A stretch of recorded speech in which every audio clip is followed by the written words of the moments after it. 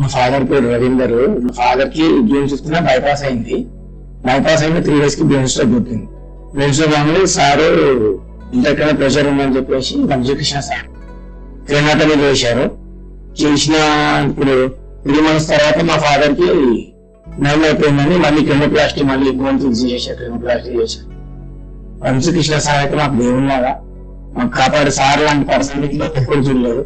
మా ఫాదర్ ఇంతవరకు రికవరీ అసలు ఆయన 1,00,000 రూపాయలు ఇద్దరు చెప్తారంటే మా ఫాదర్ మా వంశీకృష్ణ సార్ చేసిన వల్ల మేము ఇంత మంచిగా ఉన్నాము. మా ఫాదర్ ఇంత సక్సెస్ అయింది. మా ఫాదర్ కి మంచి కానీ కారణం Vamsikrishna sir and care hospital మాకు సపోర్ట్ చేశారు. మాకు సార్ భీమల్ సార్ వేరే సార్ కూడా మంచి ట్రీట్మెంట్ చేశారు. 2 సార్లు మంచిగా చేశారు. మాకు ఇప్పుడు మళ్ళీ స్టిచర్ తీపించుకుని వచ్చాను. సార్ మంచి సూపర్ స్టార్ చెప్తున్నా లేకుంటే బతికపోతుంటే నాకు బతికిచ్చిన వాళ్ళు మేము హ్యాట్సాప్ డాక్టర్ అని మీరు రెగ్యులర్ చేయవచ్చు.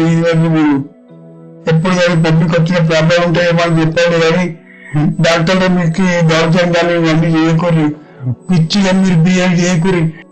ఇంత మంచి డాక్టర్లు దొరకడం కష్టం. మన రాష్ట్రంలో ఇంత మంచి డాక్టర్లు బయట వాళ్ళు వచ్చి తెప్పించుకొని పోతారు. ఏదైనా ప్రాబ్లం ఉంటే మంచి కృష్ణ సార్ కలవండి, మిమ్మల్ని సార్ని కలవండి. అట్లా మీరు కలవండి, ఏదైనా మంచి అడ్వైజ్ ఇస్తారు. పైసల కోసమా కదా, మీరు బతకడం కోసమా? పైసలు మత్తున్న వాళ్ళ దగ్గర మీరు బతకడానికి వాళ్ళు మంచి నిలబడతారు. సైనికులు ఎలా వాళ్ళని మాత్రం గౌరవించండి. మీరు వాళ్ళ మీద దౌర్జన్యం లేదు. ఏదైనా ప్రాబ్లం మిస్టేక్ ఏమైనా జరిగిపోతే మీరు ఎట్లా దౌర్జన్యం చేస్తారు అట్లా పబ్లిక్ మీరు అట్లా ఎప్పుడు చేయకండి.